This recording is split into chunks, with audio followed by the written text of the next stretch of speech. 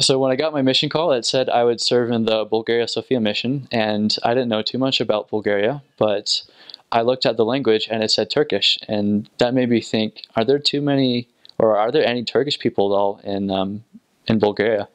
And as I looked through my mission packet, I looked through the map of the mission, and I noticed that it was zoomed in on Turkey, and so that's when I realized I was probably going to serve in Turkey, and um, I asked around about it, and then I realized that missionaries had just recently been um, called to Turkey because they were serving in Bulgaria, but then they pulled 4 missionaries out and then had them go to Istanbul. So, yeah, talk about a crazy transfer there, but it was interesting. So, yeah, I didn't know it at first, but as soon as I got to the missionary training center, they told me that I was serving in Turkey, and that's when I knew for sure that I was serving there because it's not its own mission yet.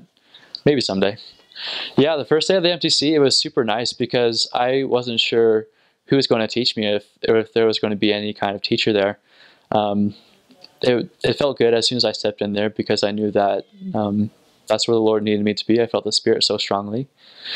When we first got in the classroom, though, the teacher just spoke in Turkish the whole time, and I was trying to pick it up, but it just felt a little overwhelming at first, just because I didn't know any Turkish. I knew a couple words because I looked up on Google Translate beforehand, but that's about it.